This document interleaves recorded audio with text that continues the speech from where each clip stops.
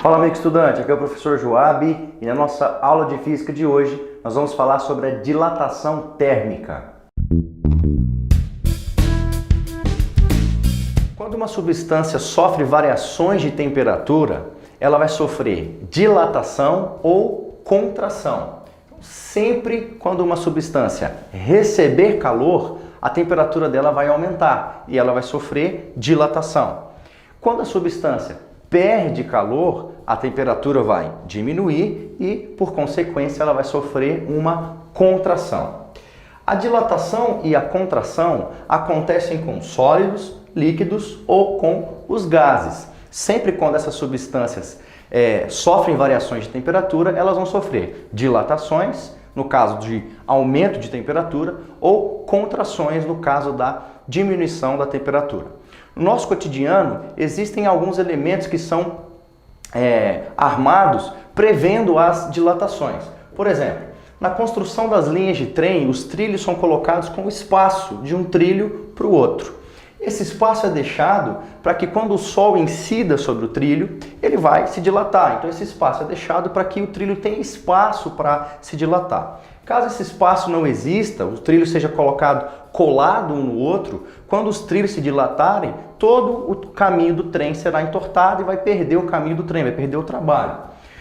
Na nossa casa, por exemplo, as tampas de conserva geralmente não saem, elas são difíceis de serem retiradas. O que pode ser feito, uma das coisas que pode ser feito é você colocar água quente sobre a tampa, jogar água quente em cima da tampa. O que vai acontecer é que a tampa metálica vai se dilatar e vai ser mais fácil a retirada dessa tampa. Então, no nosso cotidiano, existem muitos outros exemplos de dilatação. Quando o material está exposto a variações de temperatura, ele pode dilatar, sofrer dilatação, ou ele pode também sofrer a contração.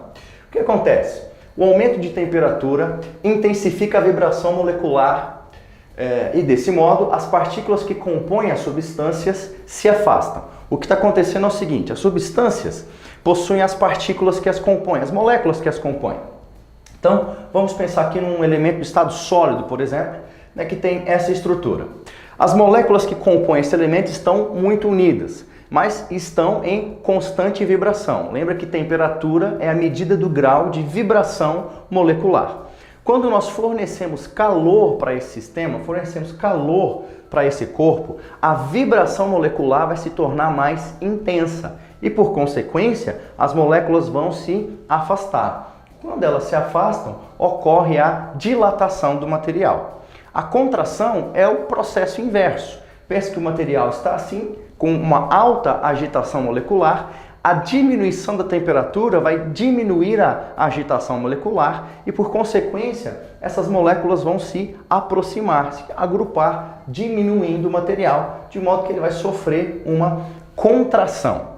O que acontece é que cada material exposto às variações de temperaturas sofre uma dilatação ou contração característica. Então, olha só, diferentes materiais submetidos às mesmas variações de temperatura sofrem dilatações diferentes. Cada material se comporta de um jeito diferente diante das variações de temperatura. Então, se eu colocar, por exemplo, ouro e prata, que são dois metais diferentes, submetidos às mesmas variações de temperatura, eles sofrerão dilatação ou contração diferente, porque são materiais que apresentam características diferentes.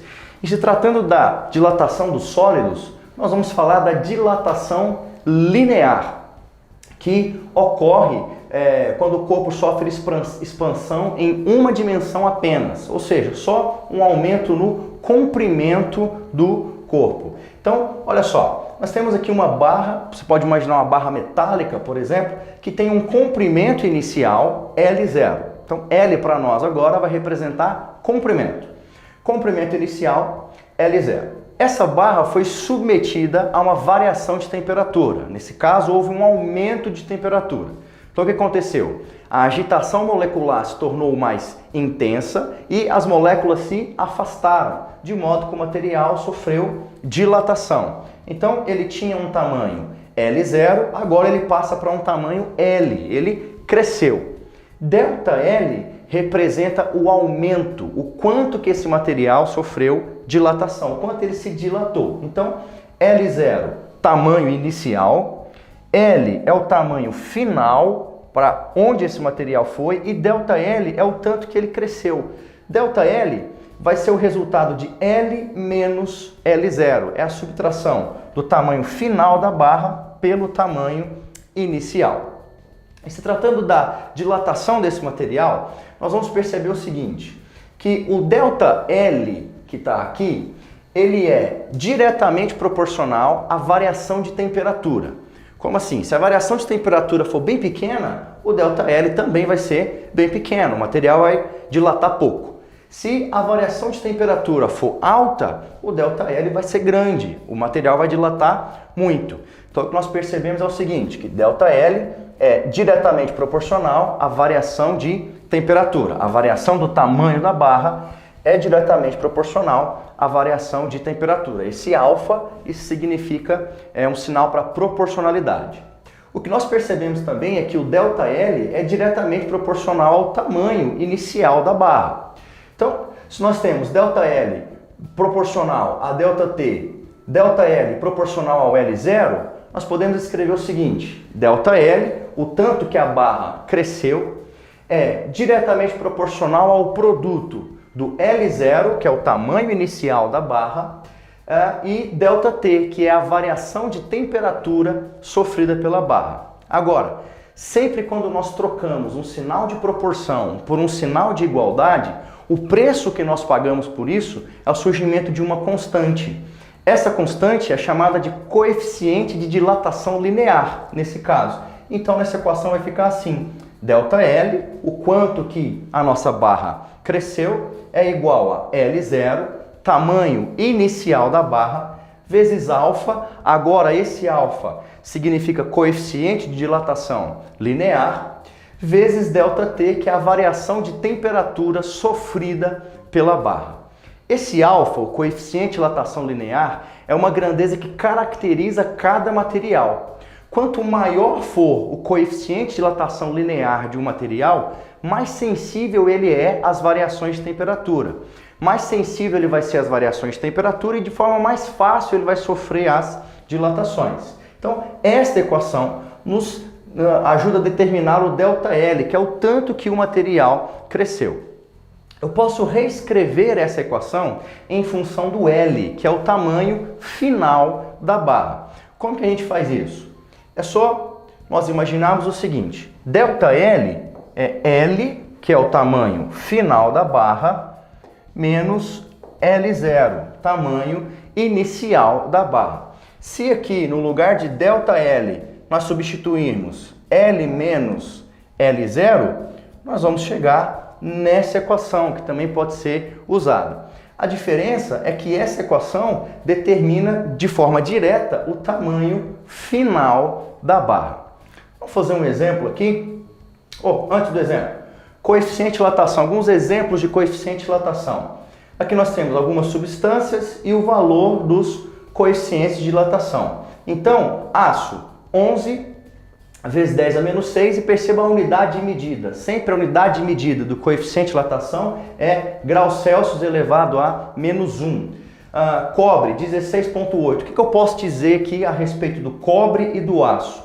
Por conta do cobre ter um coeficiente de dilatação maior do que o do aço, ele se dilata de forma mais fácil. É mais fácil dilatar o cobre do que o aço. Então, submetidos aço e cobre às mesmas variações de temperatura, quem vai se dilatar mais? Quem vai crescer mais? O cobre. Então imagine duas barras, uma de cobre, uma de aço, que têm o mesmo tamanho e elas sofrem a mesma variação de temperatura. Qual das duas barras vai sofrer a maior dilatação? Aquela que tem o maior coeficiente de dilatação linear. Nesse caso, é o cobre. Vamos lá, olha só o nosso exercício. Uma barra de ferro, cujo coeficiente de dilatação é igual a 12 vezes 10 a menos 6 graus Celsius elevado a menos 1, a unidade que mede o coeficiente de dilatação, possui um comprimento de 15 metros. Esse 15 metros é o L0, é o comprimento inicial. Então vamos lá. Esse 15 metros é o nosso L0, comprimento inicial. E essa barra de ferro tem um coeficiente de dilatação, o alfa, de 12 vezes 10 a menos 6.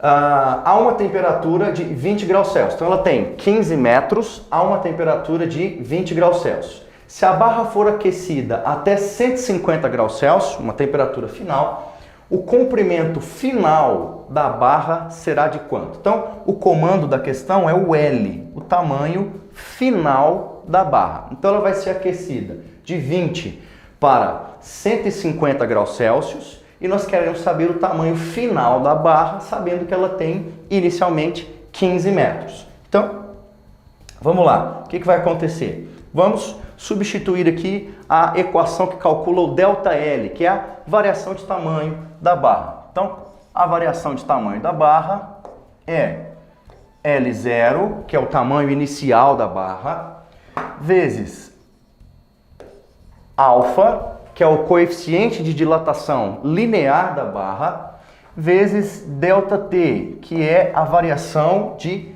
temperatura, aqui sofrida por essa barra. ΔL, a variação de tamanho da barra, vai ser tamanho inicial. Nós lemos enunciado que inicialmente essa barra tinha 15 metros. Então, 15 vezes coeficiente de dilatação linear. Lá no enunciado, nós temos 12 vezes 10 elevado a menos 6. Agora nós temos variação de temperatura sofrida por essa barra. Nós lemos que inicialmente ela estava a 20 graus Celsius e ela vai ser elevada até 150 graus Celsius. Variação de temperatura, então, vai ficar temperatura final, 150 graus Celsius, menos a temperatura inicial, que é 20 graus Celsius. Aqui, então, nós teremos ΔL, aqui repete tudo, 15, tamanho inicial da barra, 12 vezes 10 a menos 6, coeficiente de dilatação linear, 150 menos 20, a variação de temperatura sofrida por essa barra, 130 graus. Quando nós multiplicamos aqui 15 vezes 12 vezes 130, o resultado que nós temos é 23.400. 15 vezes 12 vezes 130, o nosso resultado é 23.400. E nós não podemos esquecer o 10 elevado a menos 6, que está ali. Se nós tirarmos esse número aqui da base 10, para nós tirarmos esse número da base 10, nós temos que andar 6 casas para a esquerda, nesse caso. Então, andando 6 casas para a esquerda, nós vamos chegar no seguinte valor, 0,023400. Olha só, andando 6 casas para a esquerda. A partir daqui, 1, 2, 3, 4, 5, 6 casas para a esquerda. Andando 6 casas para a esquerda, nós chegamos em 0,023400. O que esse número significa? O ΔL, o tanto que a barra cresceu. Então essa barra de 15 metros, inicialmente, submetida a uma variação de temperatura de 130 graus Celsius, cresceu 0,023 metros, certo? Nesse caso. Então qual que é o tamanho final da barra? Bom, inicialmente ela tinha 15 metros. Se ela cresceu 0,023, o tamanho final dessa barra é 15,023 metros. Esse seria o tamanho final dessa barra, submetida a uma variação de temperatura de 130 graus Celsius. Essa foi a nossa aula de hoje, eu espero que você tenha gostado. Se você gostou, curte, compartilha e se inscreve aqui no nosso canal. Se você já é inscrito, não perca tempo, clica aqui no sininho e toda vez que uma aula nova for postada, você vai ser notificado. Em caso de dúvida, você pode clicar nos links que estão aqui na descrição do vídeo. Até a próxima, amigo! Bons estudos!